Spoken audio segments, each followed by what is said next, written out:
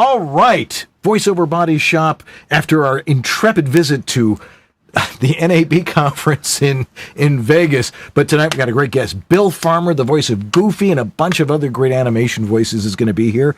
You've got lots of cool tech stuff.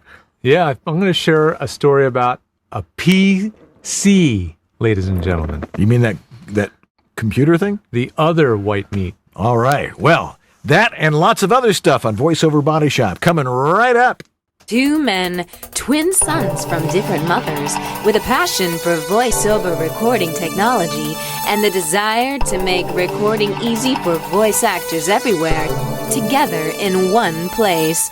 George Whittam, the home studio engineer to the stars, a Virginia Tech grad with an unmatched knowledge of all the latest gear and technology in voiceover today.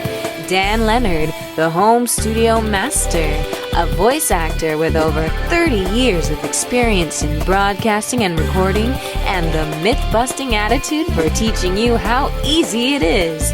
Together, finally, to bring you all the latest technology, superstars of voiceover today, and leading the discussion on how to make the most of your voice-over business.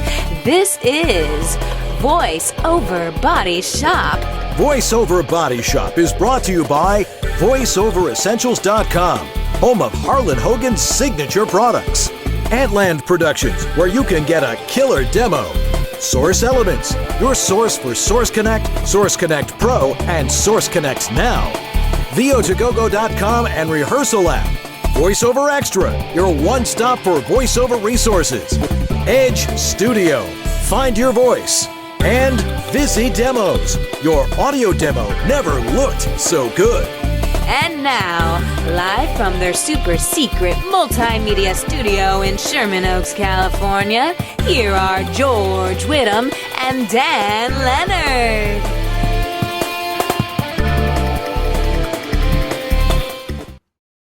And just for your reference, I'm Dan Leonard. And I'm George Whittam. And this is Voiceover Body Shop. or VOBS.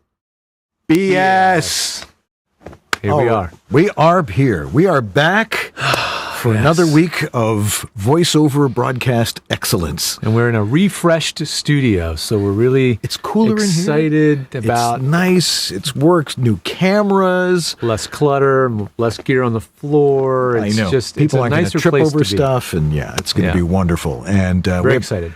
And we're very excited because we have a great guest tonight. We do. A big time Hollywood voice actor, Bill Farmer. Nice. Who we've been waiting for weeks and weeks and weeks. We've been like, on May 1st, on May Day, it's going to be Bill Farmer. Getting a guy like Bill on your calendar can be a challenge, and it's lucky that we were able to get him. So he will be here during the show at some point. Sometime he will be arriving here, but he won't be on the audience cam now. Anyway, you'll have no idea what I'm talking about here. Plus, we've got some tech stuff to talk about, and we're going to share some stuff from NAB, and that was a lot of fun. Oh man! I mean, we had a great time, but it was digital orgasm time. I think it's the best way to describe it. Yeah. We had an overload after about a day and a half. I can't imagine the people that are there for 4 days straight. They must just go home in a daze. I mean, we went home in a daze. Yeah. But we did get to stay with Dave Courvoisier, which was also very nice. So nice of him. And thank you, Dave. If you happen to be watching, and if you are, you're supposed to be doing the news. Anyway. We got all that, so let's get things rolling here. And it's time for... And now, the VoiceOver Extra VOBS News. The latest and most comprehensive voiceover industry news. Brought to you live.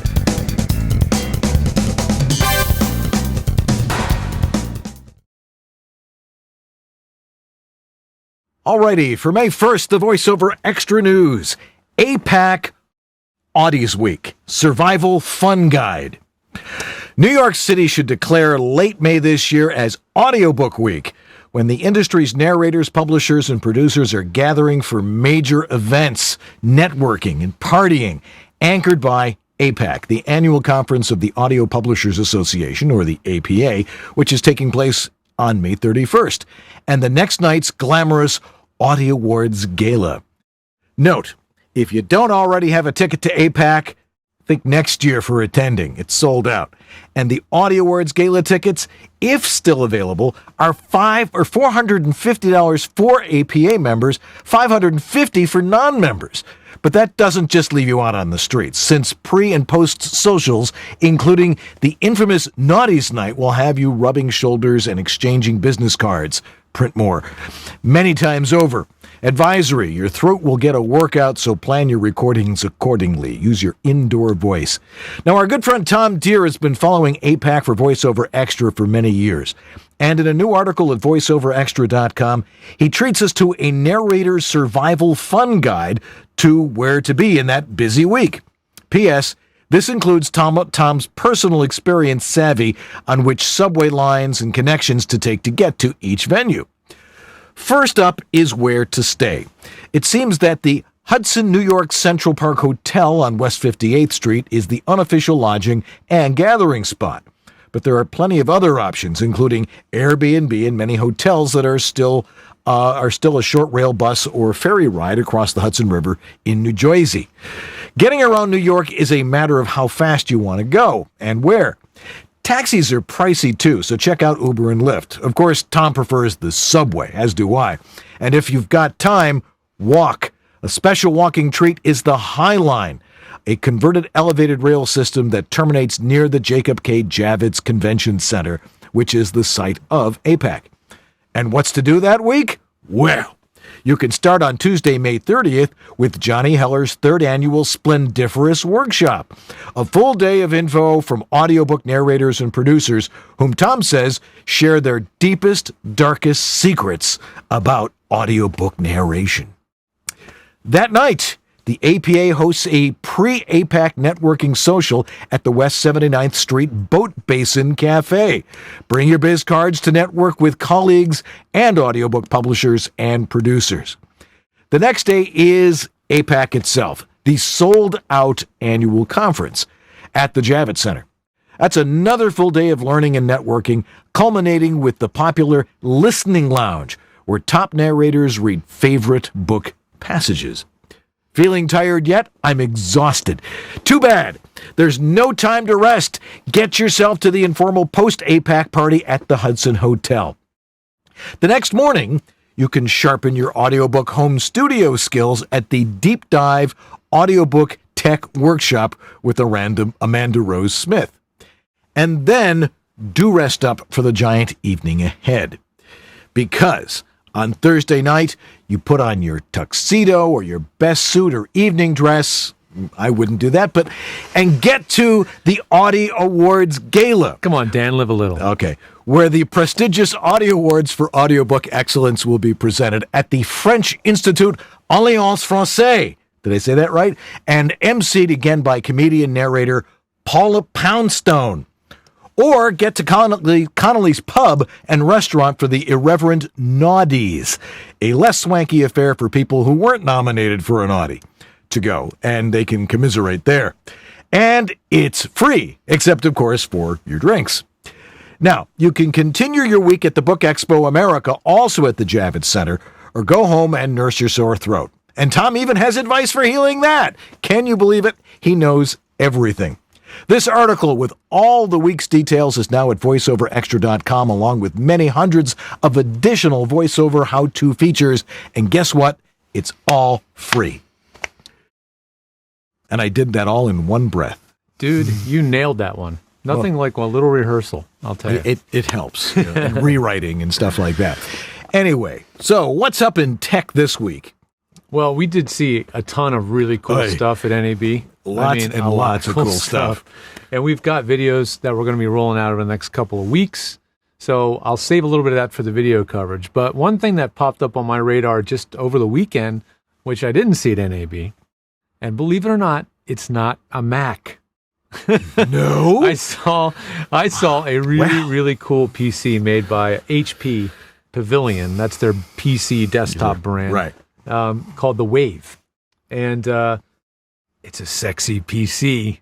It really is. It's really cool. cool. And what makes it so sexy? And why do you care if it's sexy, right? Because normally don't you want to hide it out of the way and you don't want to see the thing anyway? Right. The beauty of this computer is, well, first of all, it's designed to be seen. It's designed to be aesthetically pleasing. So you can have it on your desk, and it's something you want to look at. I think we might have a special guest. Yes.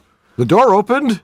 And in walks... I'll tell you what, I'll open the door. Dan, go answer the door while I keep talking. The thing I love about it is it's a pretty, beautiful computer. It's designed to be looked at. It's very, very attractive. It looks really nice on your desk. But the important thing is really what's inside that counts. And it is a very, very quiet PC. It's designed to be something you can sit right next to a television or right in your office, and you will not hear this thing. That is the word on the street anyway. Beyond that, it also is it's a built-in speaker. It's a Bang & Olufsen speaker. So the actual computer is the speaker, and the top of it distributes the sound evenly around the room. So I think that's a pretty cool combination of features. It's got a lot of ports. It's got all the ports you could possibly want. Right. Display port, HDMI, USB-C 3.1, all that fun stuff.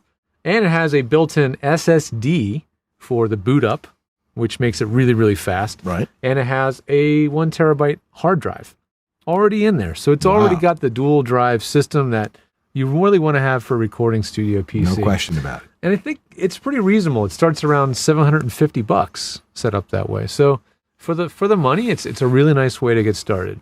Do we still recommend Mac? Yeah. We are Mac people.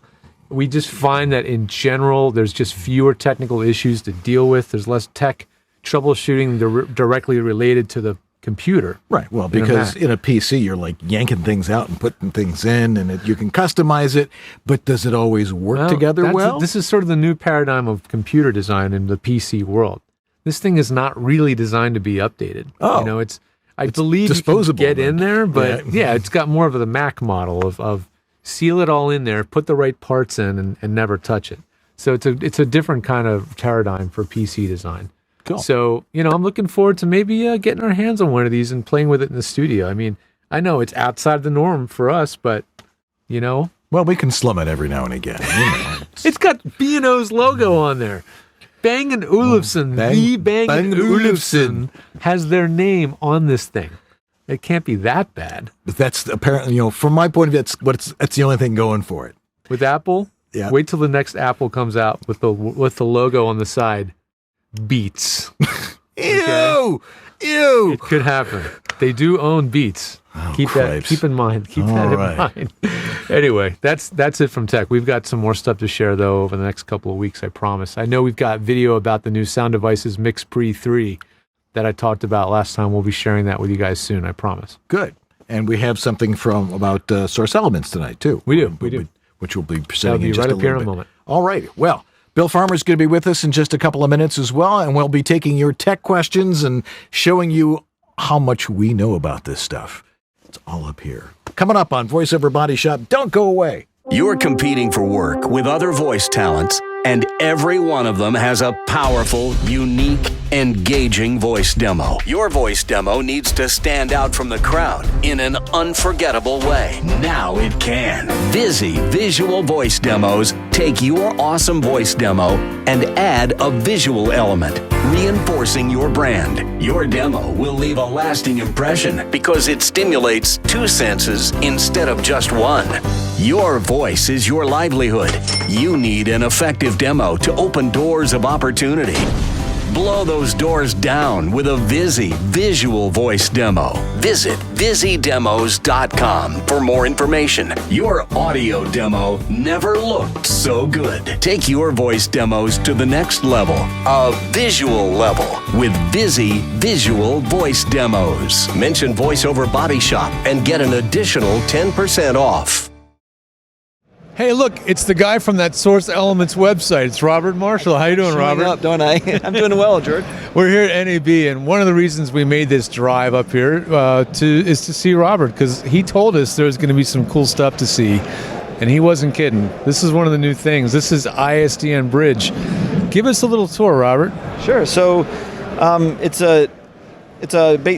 basically an advanced bridge where you can be assigned your own SPIDs. So when you log into the bridge, it takes on your SPIDs immediately, so you can give those to your agent, publish them on your website. You no longer have to find out at the last minute what your numbers are. And we're also making it so you can schedule the bridge in advance so that when you need it, you know the hardware is there for you at your time that you booked. If you need to book it 5 minutes in advance, that's possible, but certainly if you know you have a session 2 days ahead, book the bridge, then you don't have to worry about finding out 5 minutes ahead that there is no hardware available for you. So when you're doing an ISDN bridge, it still requires a physical, actual, hard ISDN box, and it has to be ready to go so that nobody else can share that box. It's your dedicated box for the duration of the bridge. Right. I mean, any bridging service has to have a certain amount of hardware. There's not infinite codecs and infinite ISDN lines available, so there is a capacity limit for any service. So we're running quite a few, but we don't want to ever have like there's no circuit available for you. So that's why we're going with a booking system. But essentially the way it works is you log in with your Source Elements user and pass. And then in a moment, you're at the control page for the bridge itself. And you can pick if you want to do a Source Connect Now bridge or a Source Connect Pro bridge. If you do Source Connect Now, it logs in as the guest of your Source Connect Now account. If you do Source Connect Pro, it tells you basically what Source Connect account you're connecting to complete the bridge.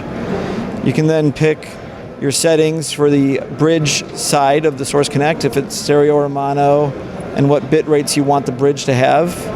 As always, the defaults are really the best way to go. So how would I choose whether I'm going to use Source Connect Standard /Pro or Source Connect Now? How would I choose? Really, it's like if you're a Source Connect Standard or Pro user, that would be preferred because it just has better characteristics. It never does the time stretchy stuff or the variable bit rate stuff. It's going to be a more solid, consistent connection.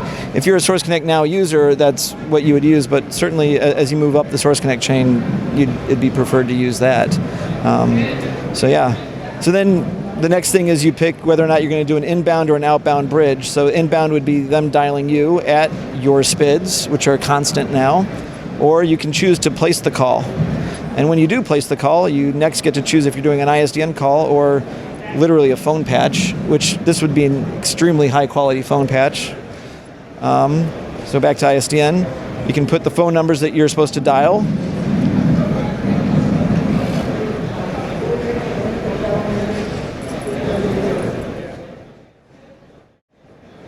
So those are the numbers that we're dialing.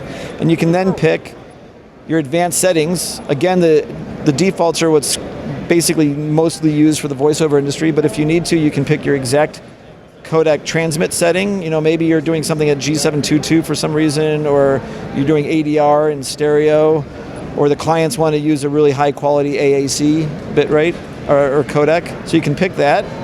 And then you can pick also your receive codec, so how the box is going to receive the data. The other stuff, your line 64, 56, everything these days is 64, but if you get someone in the fields, maybe they're in 56K. And your sample rate, again, the rare case anyone ever does 32, but really it's 48. These mirror all the settings that a typical ISDN codec would need. It's like a Zephyr Extreme. These all are familiar to me. In a Telos, exactly. I mean, literally. And so the next thing is we're all set to go, place the call. And you wait a moment. It's now configuring the ISDN box for your SPIDs. It's firing up Source Connect. So it takes a moment. Hamsters are running everywhere. Yeah. When you say it's firing up Source Connect on a computer someplace else, yep. It's literally launching the application. A dedicated computer that's just like each bridge is one computer, and so everything's isolated. So at the same time all this is happening, what you can do is go over to your Source Connect and log in so that you're ready to connect. So you're just waiting for this to finish its setup here, and there it goes. So it says we're set, and here we are. We should connect to SE Sales. That's the one that we're using right now. If I scroll down in my Source Connect, I will find SE Sales and connect to SE Sales, and we are bridged. So once you're in the bridge, if necessary, you still have full control over the entire bridging system. If you needed to, you could reboot Source Connect over on the bridge. You can obviously also reboot your own Source Connect. Of course, right. You can reboot the ISDN box. You could drop the calls and redial them if there was, for some reason. Sometimes some things happen with They're all common ISDN troubleshooting things. Redial. Drop the call. reboot your box. This stuff happens all the time, so you can do it with this. Right, so basically you now have control to do everything that would happen with a manually configured and run bridge that, from another company. So now you're in full control of the entire bridging system. And then when you're all done, you can basically log out and it'll drop everything for you and you're done. You just click log out and it handles the rest. Yep. Logs everything off. You should see that in a second. We're going to drop the call there. And bridging made a lot easier, predictable, and without phone numbers that you now can publish your own ISDN numbers as if, the closest thing to having an ISDN line without having an ISDN line. Very cool, man. Well, thanks so much for showing that to us. I know you got something else to show us in a minute. We'll go check it out. Yeah. But that's a very cool, very well thought out system, man. Congratulations. Thanks a lot, man. Hey, everybody, we're back. I wanted to show that little clip, not so little clip, but a pretty comprehensive clip showing Source Elements' new ISDN bridge technology that they've just built into their website. They're one of the sponsors on the show, and rather than talk about them, I thought showing a video of one of their new products might be a nice way to let everybody know about the kind of things that Source Elements does. And we'll have more from them as well. They had another product announcement at NAB. Yeah. We've got a lot of stuff to share from NAB, and we can't do it all in one night. It's just overwhelming. We'll drip it out to you guys over time. Yeah. But we talked to people who I wanted to talk to, Isotope, and we talked to the people at vocalbooth.com. Yeah. And we talked to the folks at Whisper Room, and we talked to ISDN. We talked to our good friend Steve Savanu at Audio Technica. That's right. We had a great little talk with him, and he taped my mouth shut with some gaffer tape and various other things. We also were there to kind of glean about ways to improve the production of this show. Which you're already seeing. Yeah, that's what NAB is all about. We've made a few capital improvements to the show. We've got a new camera. That's the camera you're looking at right now. We've got better lighting. I think we've made a lot of improvements to the chroma key, and hopefully the sound is maybe a little bit nicer tonight. This is chroma? I thought we were at Santa Monica. Oh, I know. That's why normally it's windy right now, Dan. Oh, okay. So that's what we were doing at NAB. It was a great place to gain a lot of knowledge and make sure that we knew we were on the right course with this show. Yes. Not jumping horse midstream, staying the course and seeing it out and keeping the studio dialed in. But we took a few photos while we were there. Fire those off, Andrew. There's a whole lot of them in there. We don't have to look at all of them, but I can't. That's the set at the live stream booth who had a Airstream. Oh, right. Oh, yeah. Livestream had two Airstreams on set. And big silver Twinkies. Yeah, and the person sitting in there is Loria Petrucci. I think that's her last name. And she is a live streaming expert and coach. And host. Someone that we've coached with. She sat at that booth for the 4 days of NAB doing interviews all day. Yeah. Like 7 hours straight. Yeah. But that was pretty cool to see that set up. Yeah. What else we got there? Yeah, what else is in the queue, man? Oh, there we are with our... We met a few Townsend people Coleman, we know. Yeah. That's all right. Andrew's on it. Yeah. We met a few friends we know at the IPDTL booth. There's Townsend Coleman. Nice. Yeah. There is Alex McDonald. And Kevin Leach, who owns IPDTL. Yep. Yeah, they were all at the booth there. That was a really nice booth setup. Yeah, especially since they had beer. Pretty swank. Which we really needed at the end of the day. Yeah. Let me see one more shot. What else we got? Which one is that? That is another one from the live stream. That's another one from the live stream set. And Andrew, that's the one I wanted to show. The virtual monitor thing. Yeah. Brother makes a HD 720p screen you can wear on your head. A completely socially acceptable way to walk around town is with a screen strapped to your face. No, it's for like people doing like confidence monitoring on location. Right. Let's say you're on set and you want to look at a camera. You can look at a camera anywhere you are in broad daylight. She was very excited about it too. She was very enthusiastic. The rep there was like very enthusiastic. They were over at the B&H booth. Yeah. Anyway, a lot of fun. Yeah. One tech question, or one tech topic anyway, we'll get to before we get to Bill. Yeah. It's interesting. I got a call this week from a client of mine, somebody who I work with, and she's saying, I was recording today in Adobe Audition, and I sent the files to my client. Yeah. And the client calls back and says, "There's something wrong with these files. They're they're garbled, they're tinny sounding, there's lots of hissing, but it sounds fine in Adobe Audition. Right. And it's frustrating these days because you're dealing with customers or clients who are not knowledgeable. Right. So if there is something wrong with the file, they're not going to say, you recorded it wrong. Right. And then here's why. They're just going to say, there's something wrong, and we don't know why. Now you have to figure it out. Well, and of course, I figured it out. The second she said it sounds fine in Adobe Audition, I'm like, what are your export settings? Ah, yes. And it's interesting how even though we rely on Adobe Audition and all these other platforms to, maintain the settings that we give them. Yeah. Apparently it had defaulted back to 8-bit. That can happen. If you do an update or an upgrade to your version of Audition, right, sometimes your preferences can get botched.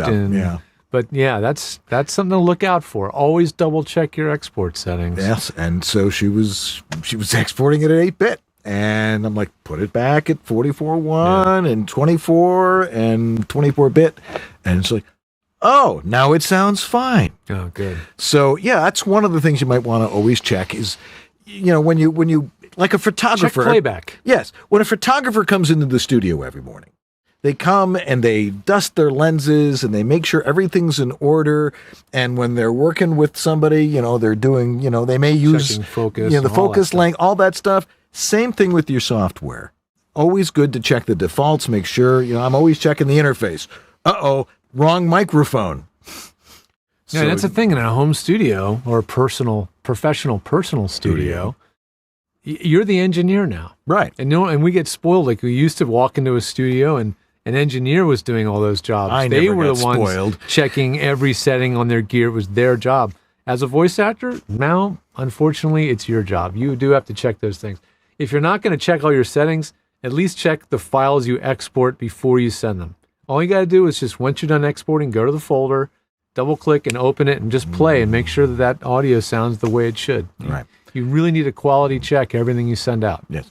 Or you contact one of us because that's what we do. We help you with your home studios. If you have an emergency, we're the guys to call. And you can contact me at homevoiceoverstudio.com. Me at edgestudiotechnology.com. And, if you're here in Los Angeles, we can usually come actually visit your house. That's right.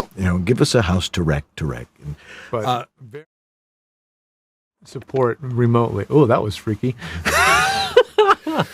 We're really good, really effective remotely. So, you can be anywhere in the country. As long as I can speak your language, English, we're good. Yes, indeed. Yes. Yeah, I'm not very good at other languages yet. But we also would like to have you submit your audio. If you've got a problem or you want us to analyze your audio, on my website, I've got the specimen collection cup. Just click on that. It will send me, your audio through a Dropbox. And, look, Ari's eating. What a dog. Anyway, but we can fix that. Yeah. Anyway, and you take, of course, samples from audio. And I don't charge for my analysis, but, if you need help, I can certainly come help. And I do have sound check as well that you can send your files into. All righty. Well, Bill Farmer's here. We're going to talk about Goofy and all sorts of other goofy stuff here on VoiceOver Body Shop. So don't go away. It's only getting better. Professional quality voiceover studio? No wonder. The information out there is mostly mythology. This is the best microphone to use. You have to have a preamp. You need a soundproof booth. This software is the best. Your audio must be broadcast quality. Consult with someone who knows the truth. Someone who's been there, in the trenches, doing voiceover for over 30 years. Someone with unparalleled experience with voiceover studios, who's worked with hundreds of voice actors and designed hundreds of personal studios. He knows how to teach and cares about your success. In one of the harshest environments known to voiceover, your home. Dan Leonard, the Home Studio Master. Separate myth from fact and get a handle on your personal voiceover studio. Contact the Home Studio Master at homevoiceoverstudio.com. Drop off a specimen of your dry audio for a free analysis. Hiya, VO friends. You sure you ain't booked a VO gig in 7 years? and your demo is so old that you can hear the clicks from the stock music records, and you hear so much tape hiss that you run to the sink to see if the faucet is running, and the engineer used so much echo on your voice that it sounds like it was recorded in the Grand Canyon, and the scripts seem a bit dated too, advertising the new and improved 1938 Plymouth Road King.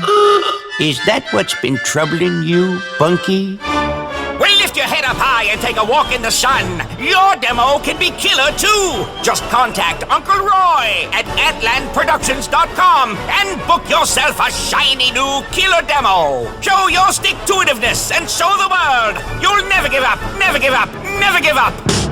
That dream. Hey, you want to know something? Now is a great time to get Rehearsal Pro, because in just a few short weeks, and even getting shorter, there's going to be a brand new feature in Rehearsal Pro that's going to blow you away. We're going to give you access to a new community of actors and voice talent where you can offer your services as a professional to help others with their rehearsing and scene exploration. More details coming very soon. Rehearsal Pro, the app for actors and voiceover talent, is available now at rehearsal.pro/download. That's rehearsal.pro/download. Learning your lines for on-camera work has never been easier, and creating quick, awesome-sounding voiceover auditions has never been faster. And with the new Reader Marketplace, you'll be able to create your own business helping other actors book more work.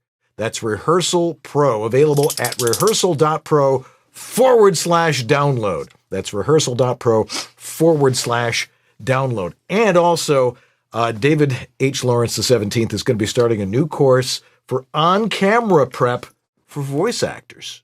So stay tuned for that. And stay tuned, because Bill Farmer is going to be with us right after this. You're listening to VOBS.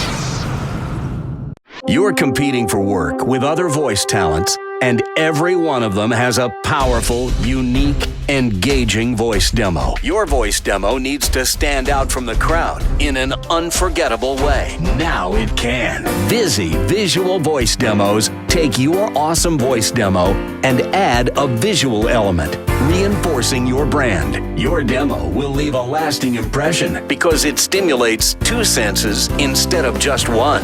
Your voice is your livelihood. You need an effective demo to open doors of opportunity. Blow those doors down with a Vizzy Visual Voice Demo. Visit VizzyDemos.com for more information. Your audio demo never looked so good. Take your voice demos to the next level, a visual level, with Vizzy Visual Voice Demos. Mention Voiceover Body Shop and get an additional 10% off. Voiceover Body Shop. Learn the latest in voiceover technology. Learn how to get rid of that. Voiceover Body Shop. 9 Eastern, 6 Pacific on VOBS.us.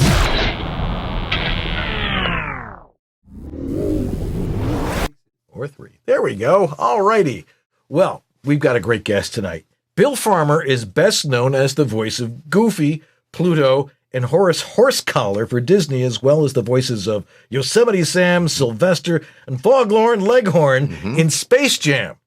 Alrighty, Bill is one of the busiest voice actors in the business. Just this year, Bill received an Emmy nomination for his work on Disney's Mickey Mouse Clubhouse, the Fritz Freeling Lifetime Achievement Award, the first time the honor's been given to a voice actor. Very impressive. And in 2009 was honored with Disney's highest award when he became a Disney legend. They actually gave you a medal? They did, a little statue, and handprints in bronze on the Disney lot. Wow, that's fascinating. Well, voice actor, coach, nice guy, Bill Farmer, welcome to Voiceover Body Shop. You don't know how pleased I am to be here after some miscommunication. I got to always have a great secretary. Yes. My wife tried to contact me. I was coming in from Bishop, California for a weekend of fishing. Yeah. And my phone had fallen down beside the seat. I said, I'll get it when I stopped. I never stopped. So I get home, you're late, and here I am. Fortunately, you're just down the street. Absolutely. That's the great part about being here in Sherman Oaks. It's just everybody's like... Everyone's here. Everyone's here. 12 minutes from anything. Yeah, except Orange County. Anyway, so Bill, where are you from originally? I grew up in a little town, Pratt, Kansas. It's a little town of 7,000. I've driven through there. You're kidding. No, I did. It's so small the town bully is a midget. It's one of those kind of towns. West of Wichita, out in the boonies, we had I think wheat and tornadoes is all we had for Pratt. Yeah, but that's a little town guy. So how did you get into showbiz, kid? Okay, well, of course, I was one of those kids that I loved movies, I loved television, and I loved cartoons. And in those days, it was 3 channels, so I'd turn the TV tuner back and forth between different channels, and, Rocky and Bullwinkle would be on, and, hey, Rocky, and that kind of thing. And I'd go impressions to my mom and dad, and they say, our Billy's weird, didn't know what to think of me. But I got my degree in broadcast journalism and kicked around in radio for a number of years. Moved to Texas and got out of radio then and got into stand-up comedy back in 1982. Did stand-up for about 5 years before finally making the move to California. Yeah. And on the advice of an agent, they said, you do all these voices. Why don't you give it a shot in animation? I came out here. Got in touch with my first teacher. Teacher's very important, who was legendary Dawes Butler, who was, of course, the voice behind Yogi Bear, Huckleberry Hound, all the Hanna-Barbera characters. Right. He kind of set me straight on what you need to do. I got lucky with an audition about 5 months after getting here. And geez. For the last 30 years, gosh, been voicing Goofy. That's the way. That's all tonight, folks. We're done here. That come out of your mouth. It just blows me away, man. I mean, these were a bunch of roles that were held by other people. She said Dawes Butler and some of the greats. How did you just auditioned and? Yes, I think ignorance was bliss in that. My agent said, do you do any of the Disney characters? Right. I was able to get an agent right away. And they said, I can kind of do Mickey if you can do that falsetto. Gosh, oh boy. You can kind of do Mickey. And Goofy was my favorite, and I was practicing him ever since I was a kid. So that was right in the wheelhouse from the beginning. Just walked right in. I wasn't worried about the audition because I didn't know what I was getting into. I just kind of... They just said, can you do this voice? Can you do that voice? And I did that. They used me once. And, of course, there's no guarantee you're going to be used a second time. Right. One program, then another, and then another, and then another. And I just celebrated 30 years of doing that. So I guess they like what I've been doing. Right. So what other stuff you've been doing? I mean, I saw you. Yeah. I mentioned you were in Space Jam. Not one of the most popular movies of all time. No. But I was very fortunate to step into Mel Blanc's shoes for a little bit. And, of course, everybody that's in animation grew up with Mel Blanc. And Foghorn Leghorn, and Fluffer and Fuckatash, Even in Robot Chicken, got to do Bugs and Daffy. Oh, brother, ain't I a stinker? You're despicable. Woohoo! Yeah. Now, did you have to study those and practice those? Absolutely. That's how I spent my youth and my summer. All right. Most kids play baseball. I'm running around and doing, hey, boo-boo, and I'm doing that. And my parents were really worried. I'm not making that they didn't quite know what to make of me. Yeah, the same thing here. I mean, my mother was like, you're Gerald McBoing Boy, just making noises constantly. Exactly. Or imitating things and that sort of thing. That's why we ended up in radio. But radio was a great training ground, and so was stand-up.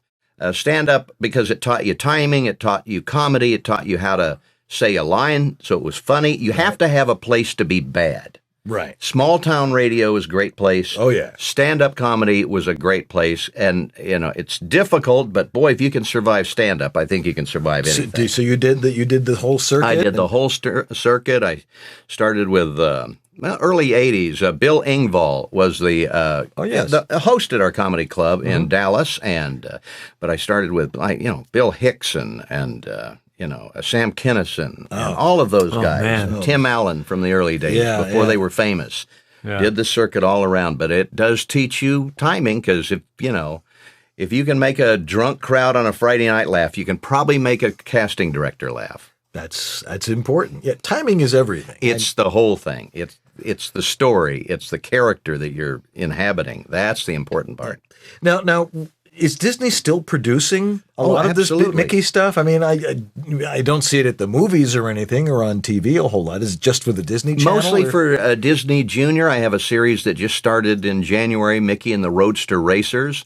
And we just are finishing up. We're starting our second season recording of that. Mickey Mouse Clubhouse. We just finished up. It's still on the air, and it's been on since 2006. Yeah. We had Goof Troop. We had House of Mouse. A lot of Disney series.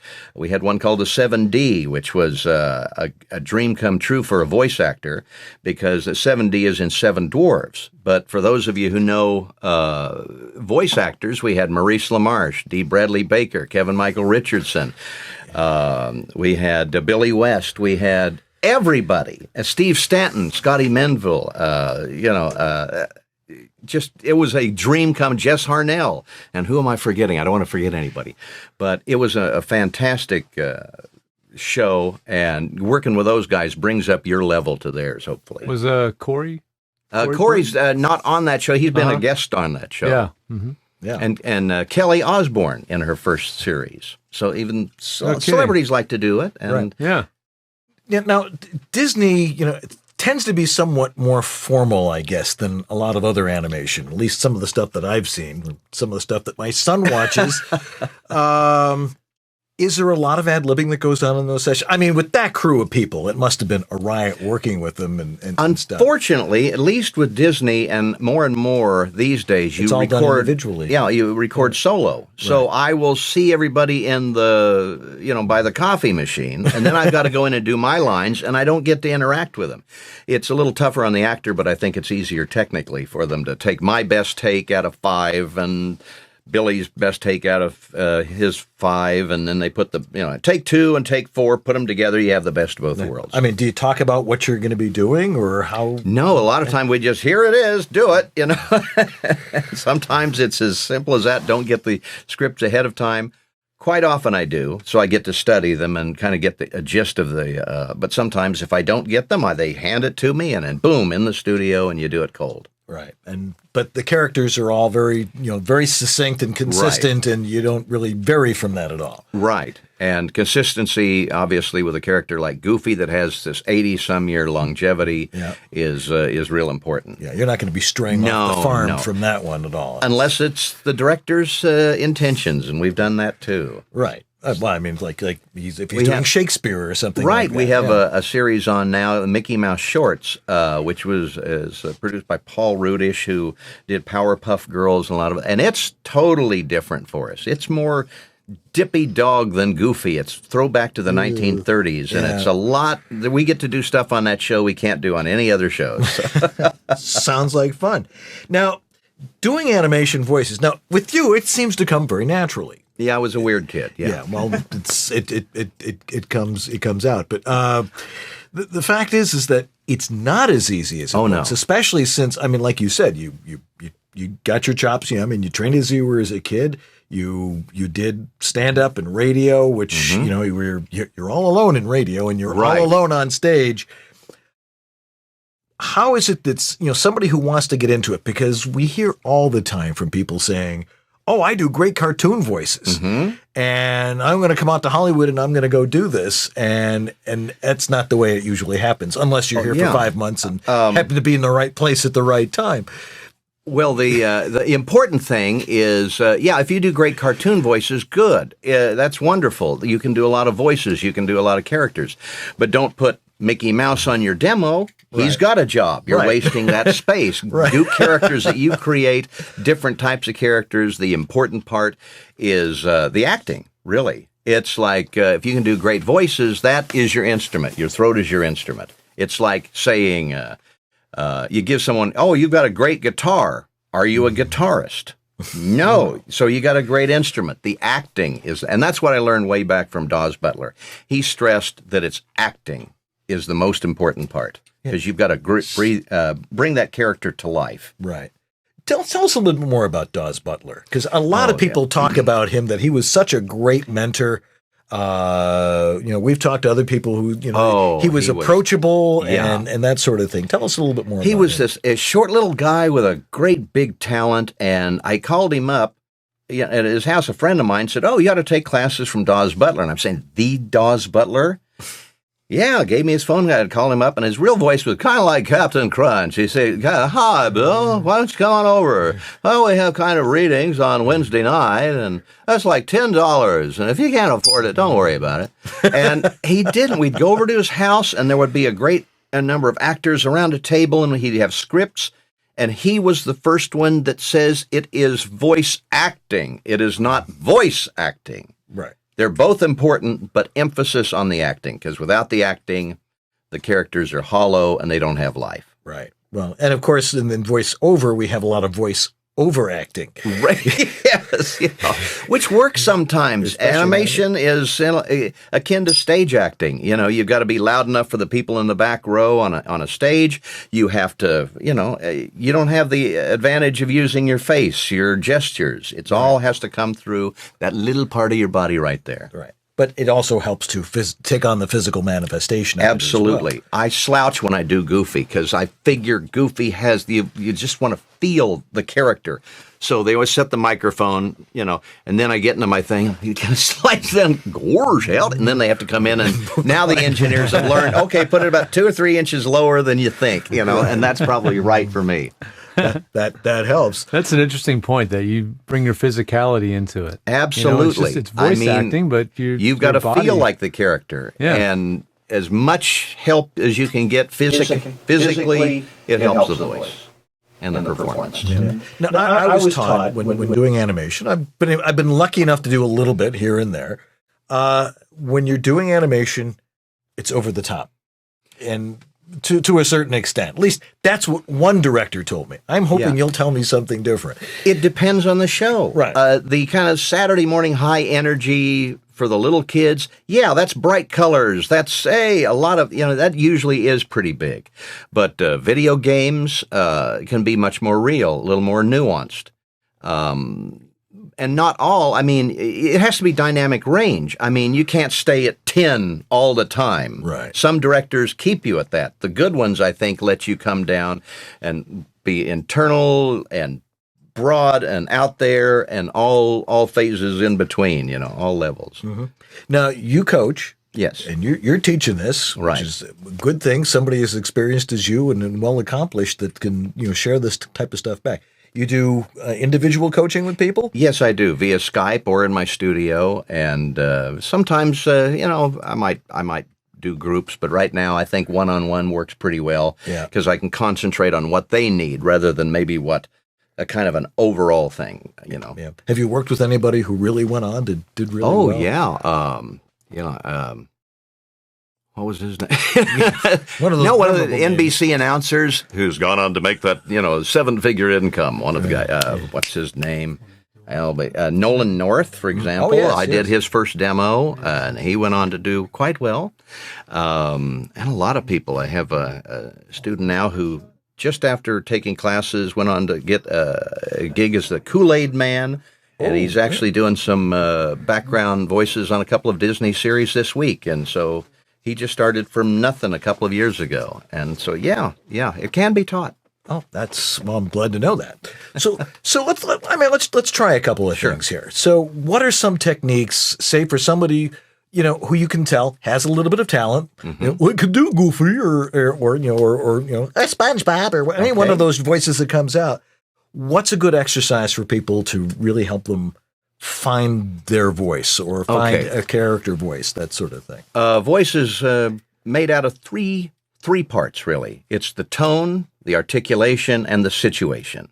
The tone is what your throat does. Is it a gravelly voice like that? Is it a high voice like Mickey? Is it that adenoidal kind of a nasal kind of thing? That's what you do with your throat.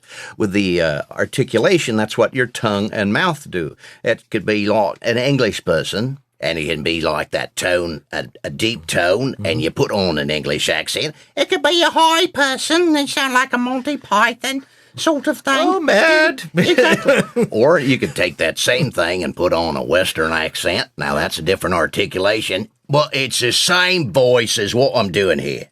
Or I could just kind of take him down there in the swamps or whatever. And so that's just different articulation. Then the situation is, who's he talking to? Why is he talking? Or his pants on fire? If his pants are on fire, I got to go real fast.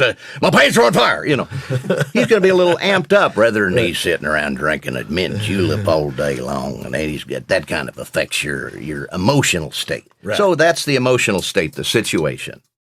Okay. So if you take, if you're doing a Western thing, you're kind of... I could do that, sure. Now, kind of drop it down. Drop it down a little bit. There you go. You got the same accent. Right. Now it's just a deeper voice. Well, there you go. Just deeper voice. And now if you put it up in the back of your throat there, then you got kind of one of them there sidekicks. Sort of sounds like droopy there. There it is. Or you could do kind of a Mr. Haney kind of thing, or whatever you want to do, just varying those little things, like your throat and your articulation. Wow, you do that better than Pat Buttram. That's pretty impressive. Even the bird's impressed. Yeah. I hope my crunchy don't pick up on the mic. Nah, you're fine. Don't only the bird. Yeah, only the bird, yeah. So are you finding as much fun coaching as you are doing the actual work? Yeah, because it's fun to see, passing on what you've learned over these years. And it's interesting. It makes me a better actor because now I have to explain to someone else what it is I do. I just kind of found out by trial and error. Right. Now I have to, what do I do? And that's why I broke it down into, okay, I'm doing 3 things. I'm doing the throat thing and the articulation and then the situation. So now I can explain to others. And by explaining it, and sometimes I say, hey, I ought to follow that advice myself, and I actually discover a lot about voice acting by teaching. Yeah. I have this saying, we teach best that which we need to learn most. There you go. Exactly. So that's an important one. Now, again, there are a lot of our audiences, I like to say, in the hinterlands of voiceover, but there's a lot of very talented people out there. And there's a lot of people here in Southern California who are trying to get into animation. And we're all auditioning. And we're all auditioning like crazy, especially for video games, which are taking over like crazy right now. It's even doing better than the movie industry. Yeah. But what are casting directors and voice directors looking for when they hear auditions? Most of the agents that I've talked to say that if they listen to a demo or an audition, they can, a demo, especially if they're looking for new clients, they can tell within 5-7 seconds, I don't want that guy. There is something with it. There's a believability. It's honesty is what it really is. It's bringing that character, whatever that character is, to life and making you believe that he is in this situation, that it's organic. It's not just a voice. A voice without the emotions and without the emotional life behind the character is hollow. It sounds fake. Right.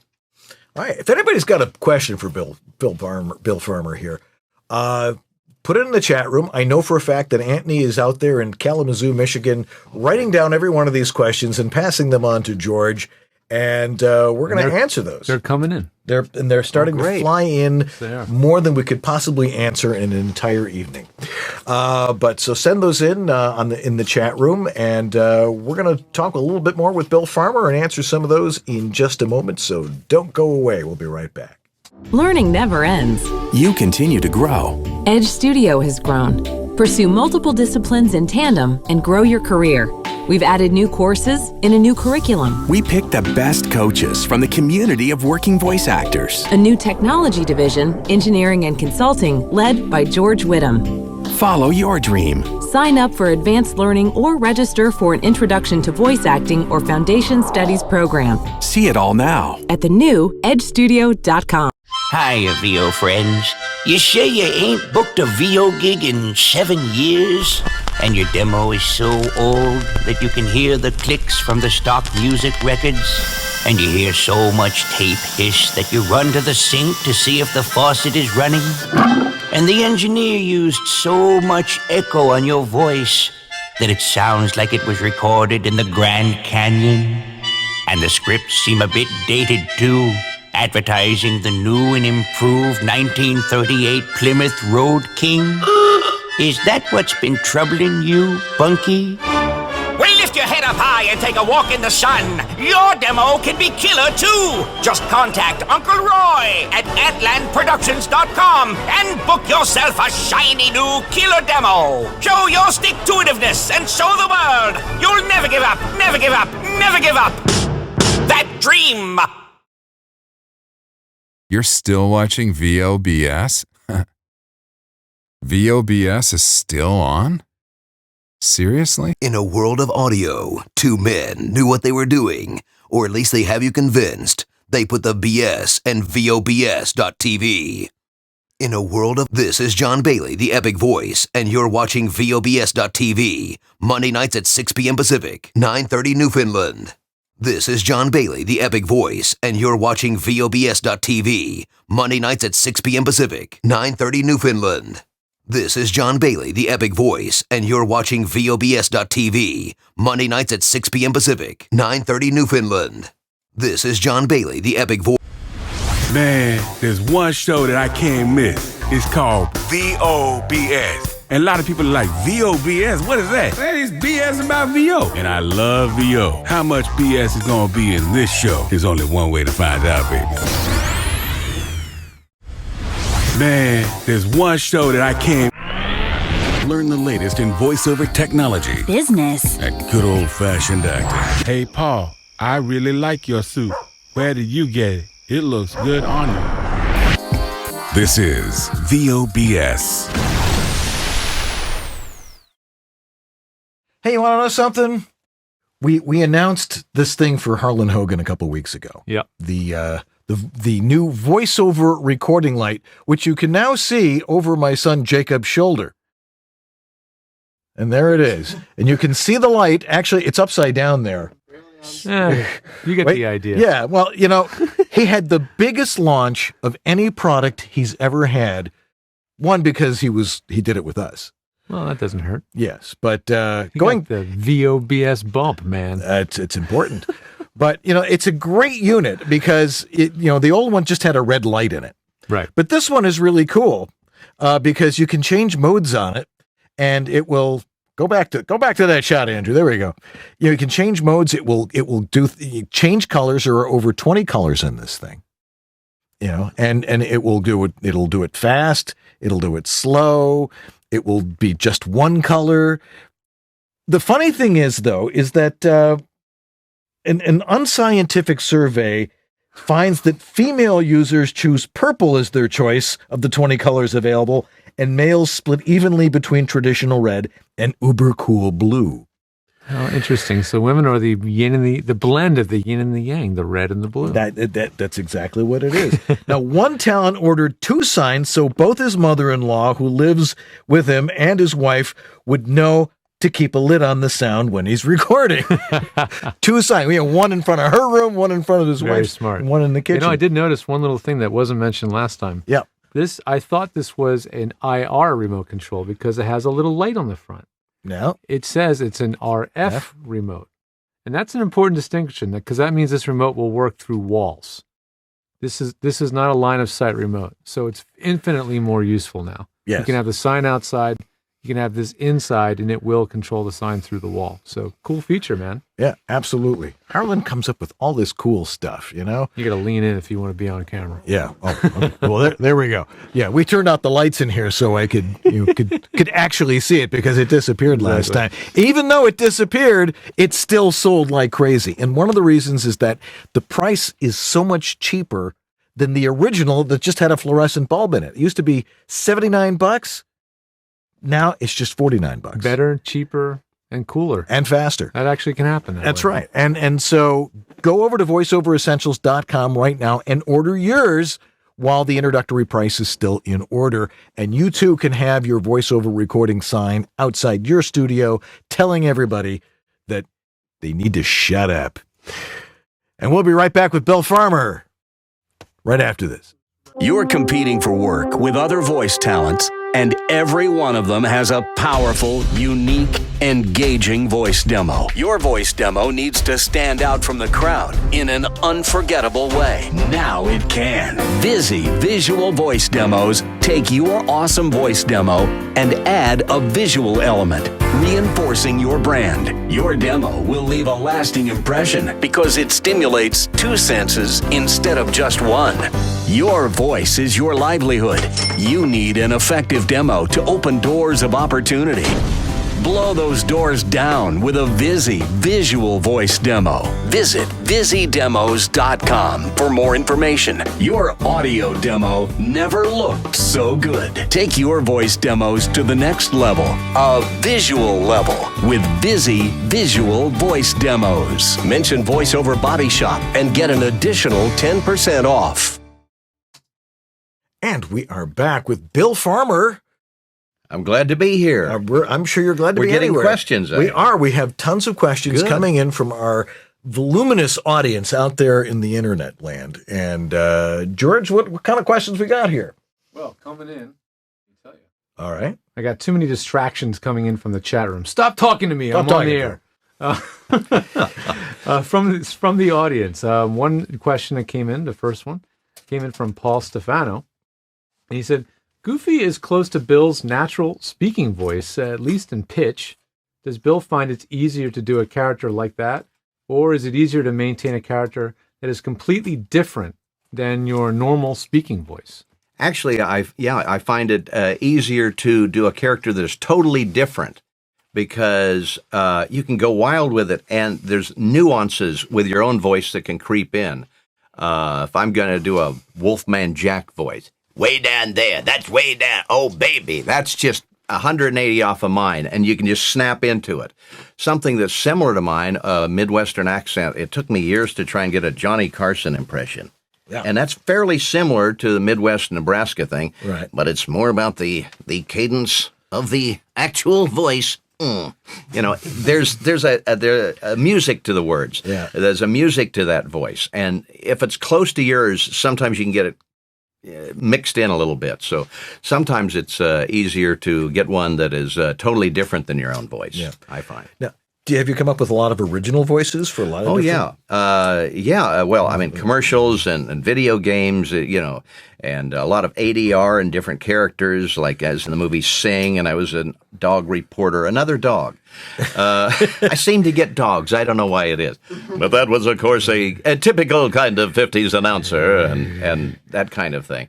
So, yeah, you get to do, but they're all variations on a theme. If you have a template, and, you know, there's only so many types of characters. I mean, what kind of, if you're doing a news announcer, it could be that kind of the Ted Knight kind of very, you know, self-important. You could be the Walter Cronkite, and you could be David Brinkley. They're all, you know, they're all newscasters, but they have little things, little bits of business that you can add on and add to and subtract from to come up with a new voice. Yeah, very cool. Here's one I always wondered, and probably you get asked this every week. How is it that Goofy, who is a dog, has Pluto, who is a dog, as a pet? I know, and I voice Pluto too. I have as long as Goofy. So, Goofy's got a better agent. You know, he gets the lines. You know, so. But no, it's Goofy his original name was Dippy Dog, but it was D-A-W-G, kind of a mythical creature, kind of along the lines of Mickey Mouse, who can talk and wears pants and all of that. And Pluto just got the short end of it, and whoa, that's what Pluto does. Wow. But I get paid for doing that, so that's cool. It's a Walt Disney question, though. I don't think he'll be answering that. Question from Maxine Dunn. Hi, Bill, she says. Hello. As does Conrad. It was an honor to meet you and your lovely wife at VO Atlanta. You remember? Oh, Maxine. yes. Tall, good-looking kind of gal. Yeah. Anyway, my question is, does your wife help you with your character voices? Does she help you practice them, or have you come up with them all by yourself? Well, we know she works with your schedule. No, she has her favorites, and there's some that she just can't stand. If I was practicing a Sling Blade voice, you know. Hey, honey, how you doing? And I was coming in and saying, hey, honey, give me a kiss. And it didn't work. No, don't do it. No, she kind of leaves me alone on that. She's great at kind of, running the business side and setting up, appointments, except for today. And, but no, she kind of leaves me. That's my business. And, you know, I run around the house doing voices, and she'll say, that's kind of cool. But that's about as much as she does. Okay. Lovely lady, though. She is. George? One from Kim Handysides. Question for Bill. Who's his favorite character to do? Do you have a favorite that's close to your heart? Oh, well, of course, actually growing up, I was more into the Warner Brothers characters than the Disney characters. Goofy was my favorite Disney character, but of the Warner Brothers, Foghorn Leghorn. I just love, he's way out there. I say, boy. That boy's about as sharp as a bowling ball. I loved that guy. He was my favorite. Character. So, yeah. I personally like the Chicken Hawk. I'm a chicken hawk. Which is basically a sped up version of Bugs Bunny. Now say it, boy. You have to get the looping going. Chicken hawk. Yeah. Uncle Roy has a great question for you. Actually, a request, apparently. Ask Bill to please sing Goofy's theme song. Oh, that goes back to even before he was Goofy in a cartoon called, I think, The Ant and the Grasshopper. Pinto Colvig, who originated the voice, did the grasshopper in Goofy's voice, and it was, "Oh, the world owes me a living." That's all I know. But and odd, I actually remember that. It's a great cartoon. Yeah. Another question for Maxine? Yes, we do. This one is question for Bill. Please tell us all the juicy details about your home studio. My home studio. Yeah. Well, I'm a techno geek. I was a radio engineer for a number of years. I had a background in electronics. See, us radio guys know this stuff. It helps. Well, let me see. Surprisingly, Disney does not use a real expensive microphone on me. They can afford any microphone they want. They use a Shure KSM32, which is like a $400 microphone. It's not a slouch microphone. No, it's not. It's a nice great microphone, mic. but it's not a $5,000 mic either. Yeah, right. Yeah. But it sounds better on my voice. So you have to kind of do a shotgun test with different microphones to find what works best on your voice. When we record people, sometimes one microphone just doesn't work and another one does. And so I have quite a few microphones and use them for different characters. I use an 1176 Universal Audio Interface, which is the same one Adele uses. It's it's a great compressor and limiter. And limiter is really important if you do loud cartoon voices. You don't have to sit there and just, it kind of levels out the levels the way we used to on radio. Yeah. So other things, gosh, I still have my old Atari reel-to-reel in the corner. I don't use it, but it looks good. What do you like to record with? What software? I use Adobe Premiere, for video editing, which I also do, and the Adobe group. So Adobe Audition is what I do all my auditions in. My son's Pro Tools certified, so he uses Pro Tools, and he asked me not to open any of his projects lest I destroy them. So I use a different, but about anything at work. I've used GarageBand, SoundForge for many years, but I use a Mac, and I heard you talk about that, so I use a Mac, an iMac actually, to record with, and an Apollo 8 interface, because he has to mic drums, so he's got to have several microphones, but it's a great little interface. Oh, I love that thing. Yeah, big fan. I just love the Disney. That just says a lot about the engineers at Disney. Like, they're not going to just say, well, it's Bill Farmer, we need to get the most expensive mic. They're going to use the right mic. A lot of studios will use an 87 Neumann U87, which is kind of a typical microphone you'll find at a studio. Great microphone, and I sound good on that. But they did a big shootout, and this little $400 mic came out on top. Well, I know that mic works well because it's not a very hyped mic. It's relatively flat, and the 87 has a bit of a presence rise in it. And if your voice already has, like your voice has a mid-range quality, it has it cuts. So if you put that on a U87, it's too much. And then they have to sculpt it out. So that makes sense. That's cool to hear. I mean, we just never get to hear what it's like from the perspective of these big studios and what they're doing. I think it's fascinating. Yeah. Yeah. Now, when you're in the studio, a lot of people when they're getting into voiceover, even in animation, they tend to hug the mic a little bit too much. Yeah. And in the big studios, it's not right on top of you. No, a foot away, I just leave it wherever the engineer. Just don't trust touch him. Yeah. And usually, if I'm at home, I might, depending on what mic I'm using, I'll get, the old thing like this, that far away from the microphone through a pop filter. But in the studio, generally the mic is about usually above your nose, about this high, and probably about a foot and a half away is typically where they place that in recording situations. Okay, cool.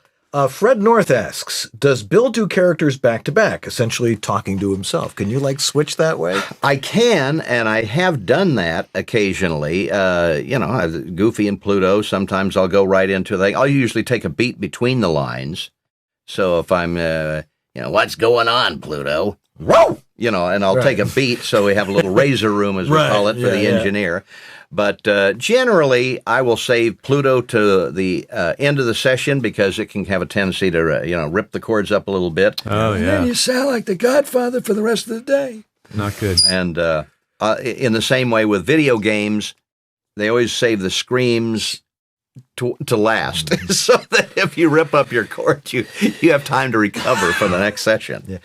Have you been doing many video games? Not recently, and it's kind of by choice, really. I don't go out there for the throat ripper kind of stuff. Because I can remember, what was it? One of them, I got the direction. It says, "Okay, the zombie has ripped your arm off, and he's beating you with it." And so you have to just do it, just balls to the wall, as loud as you can.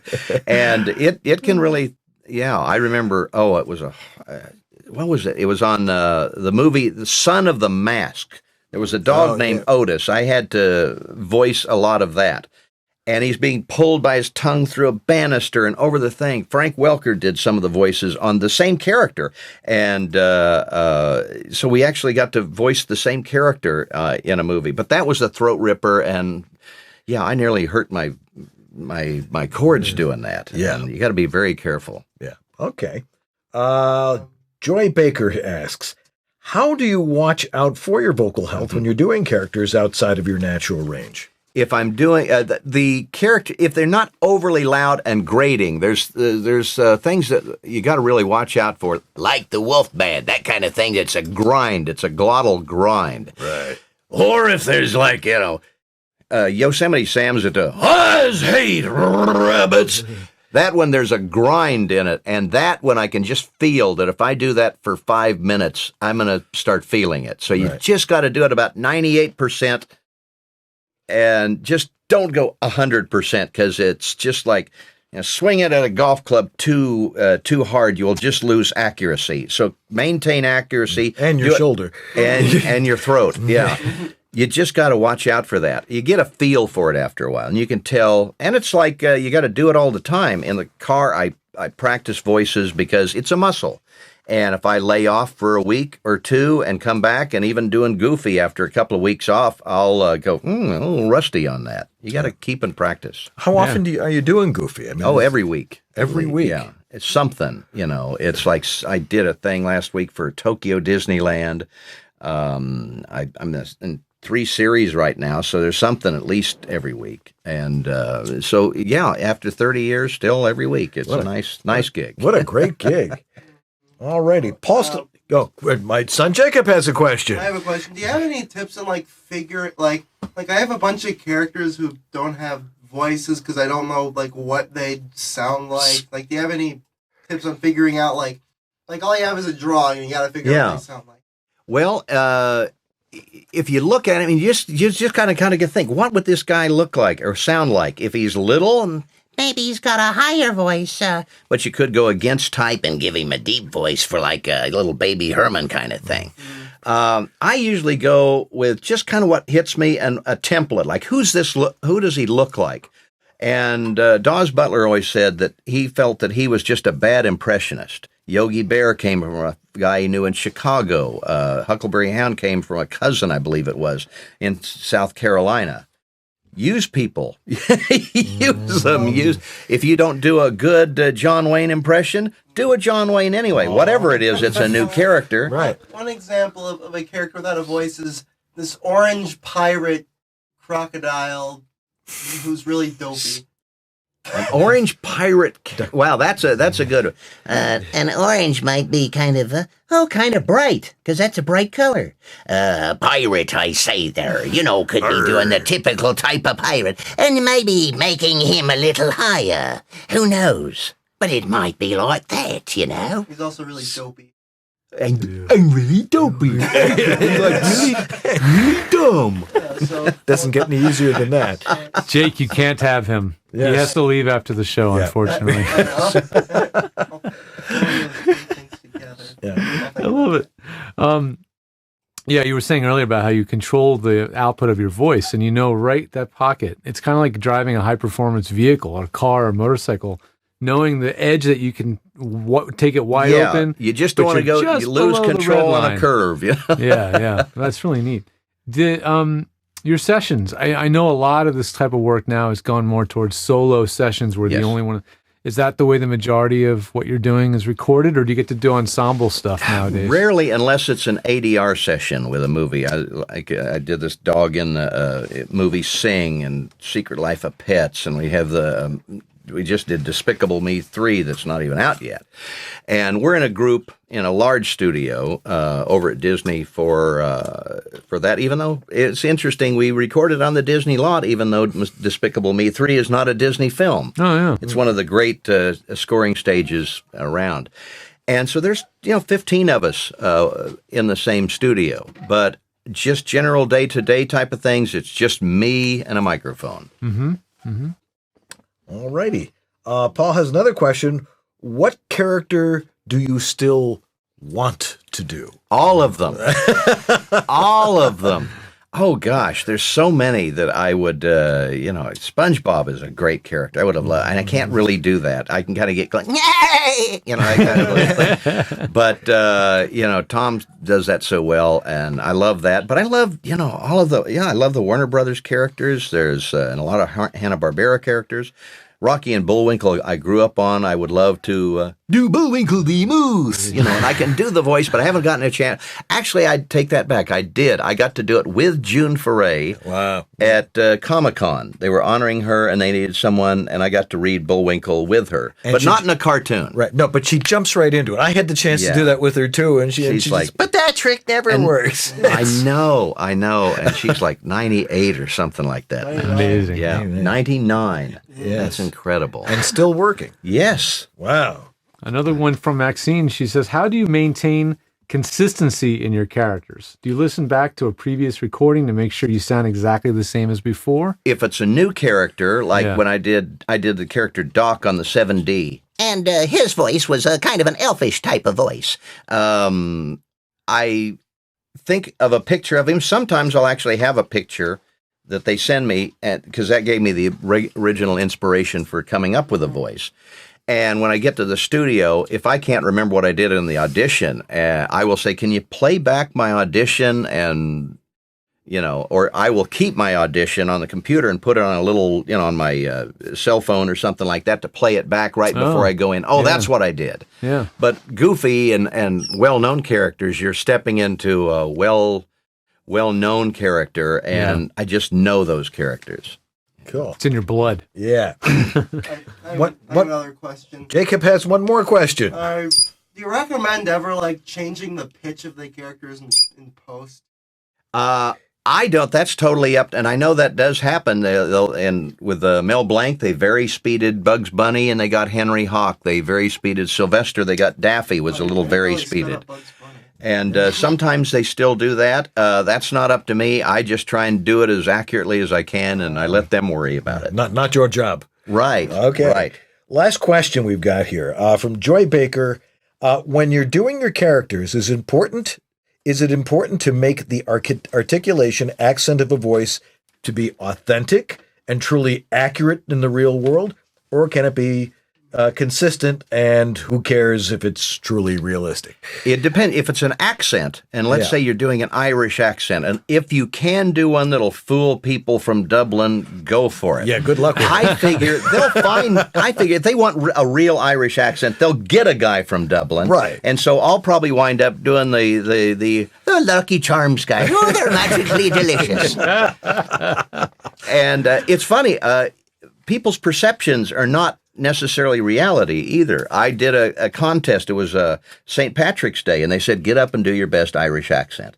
Got down to me and this other guy, and I told a joke, and I won. And I was basically doing well, what I say to you, the Barry Fitzgerald, and that sort of thing there. And the other guy was from Ireland, and I beat him out because people think they know what the accent is. Right. But my weird, Barry Fitzgerald voice won. Well, if you have that reference, it's like art. Yes. If you have you the got to know reference, a lot of weird B actors. It helps too, Yeah, especially from the 30s and 40s. They had great voices back then. Yeah, but not great actors, which is even more fabulous. Yes. Just watch what's her name? Joan Crawford. Watch a Joan Crawford movie. It's like, oh yeah, how did she win an Academy Award for that? Yeah, it was pretty weird. Anyway, Bill, thank you my so much for taking the time and thank you everybody and running down here to join us here on Voiceover Body Shop. It was a blast. Look forward to seeing you again soon because we will run into each other in a pile of places. Absolutely. All righty. Well, we'll be right back. George and I will wrap things up into a nice tight little bundle and be right back. Learning never ends. You continue to grow. Edge Studio has grown. Pursue multiple disciplines in tandem and grow your career. We've added new courses in a new curriculum. We pick the best coaches from the community of working voice actors. A new technology division, engineering and consulting, led by George Whittam. Follow your dream. Sign up for advanced learning or register for an introduction to voice acting or foundation studies program. See it all now at the new edgestudio.com. You're competing for work with other voice talents, and every one of them has a powerful, unique, engaging voice demo. Your voice demo needs to stand out from the crowd in an unforgettable way. Now it can. Visi Visual Voice Demos take your awesome voice demo and add a visual element, reinforcing your brand. Your demo will leave a lasting impression because it stimulates two senses instead of just one. Your voice is your livelihood. You need an effective demo to open doors of opportunity. Blow those doors down with a Visi Visual Voice Demo. Visit VisiDemos.com for more information. Your audio demo never looked so good. Take your voice demos to the next level, a visual level, with Visi Visual Voice Demos. Mention Voiceover Body Shop and get an additional 10% off. Or maybe not. And we're here back on Voiceover Body Shop. Thanks again to Bill Farmer for an entertaining segment on animation voices. Absolutely. And informative. Very informative. It was infotainment. That's what we're all about, kiddos. All righty. Next week on this very show, we have Amber Hood will be our guest. Mm-hmm. I will not be here. I will be here, but I won't be here. You're going to be on Zoom? I'm going to be on Zoom from my wife's cousin Judy's living room. Cool. Which we've done before successfully. Will there be a party in the background? No, it'll just be Marcina. Okay. We have to go back to Buffalo for a bar mitzvah, and then my son Jacob, or Lewis, my other son Jacob's here. Mm-hmm. My other son Lewis is graduating from college, so we have to go to Oswego and get rid of all his stuff. Well, I've certainly done my share of shows from the road, so it's about time. It's your turn. Right, and then I won't be here the following week. But our guest is going to be Amber Hood, who is an American voice actress in animation and video games. You know Amber there, Bill? I know of Amber. Okay. Watch the show, and then you can find out who she is. All right. May 15th, I will not be here, but boy, you've made up for it. I hope so. Yeah. We've got Rick Wasserman and Rachel Butera, who coach together now. They are a unit. And filling in for me. That's right. Filling in for Dan. I couldn't get another guy because there's no way you could replace Dan. It's much better this way. We went with Lori Allen. I hope you guys are okay with that. Lori Allen, Okay. She's going to be our co-host. That's going to be fun.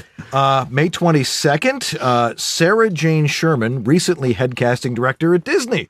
Wow. And we heard that she's casting now. We were staying in the animation vein for sure for the next month. Hey, that's where the money is these days, in the valley. Yeah. May 29th, Memorial Day, so we'll just be waving a flag and eating hot dogs. Oh, yes. I'm going to take a break. Yes, and June 5th, JJ Jurgens will be with us. Oh, she's a promo voice. Yes. Very nice. So, and if you've got any suggestions for people you'd like to see on the show, like amazing people like Bill Farmer, just write to us at theguys@VOBS.tv. Yes. And we'll go, we can try and get them.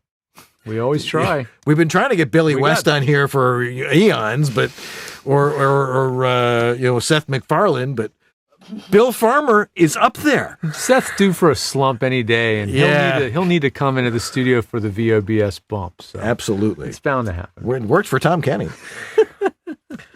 Anyway, who are our donors this week? And we really appreciate it, guys. I just got a heck of a healthy one from my Uncle Carl, which surprised the heck out of me. I think it's the first Thanks, time. Uncle Carl. Thanks, Uncle Carl. That's one heck of a donation. Thanks, man.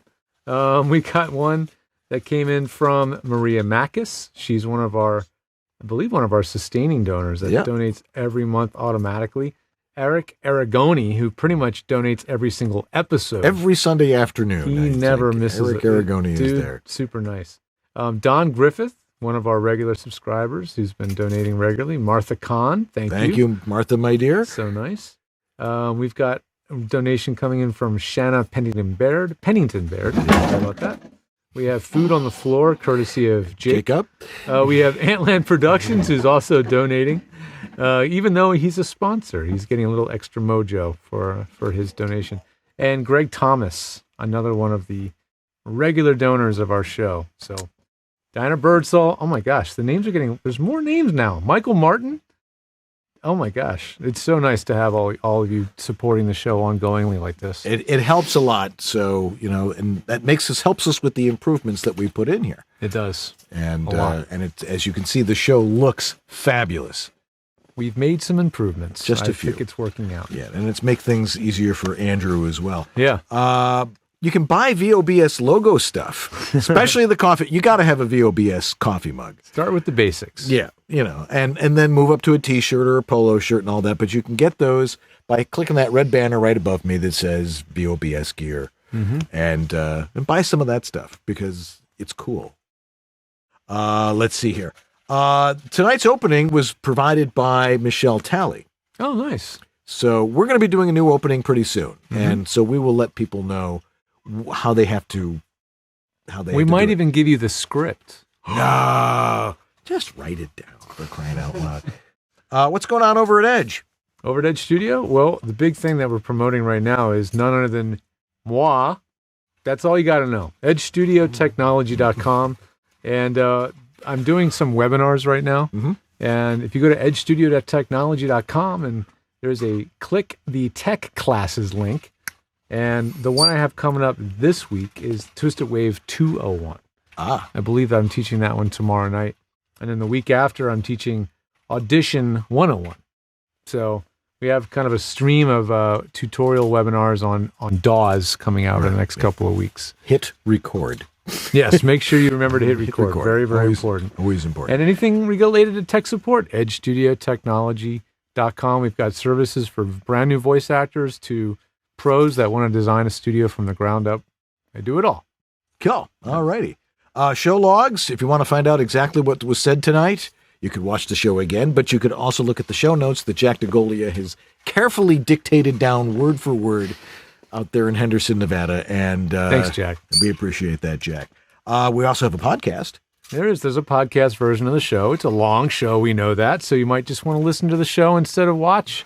You can subscribe on any podcatching software you have and just listen while you drive. And if you're someone who's already listening and you'd like to watch the show, we're at VOBS.TV live on Monday nights at 6 p.m., which you may not know. Right. Sometimes you subscribe to a show like this on a podcast and you never even go to the website. So they need to know. Right. Come listen to the show live or watch the show live.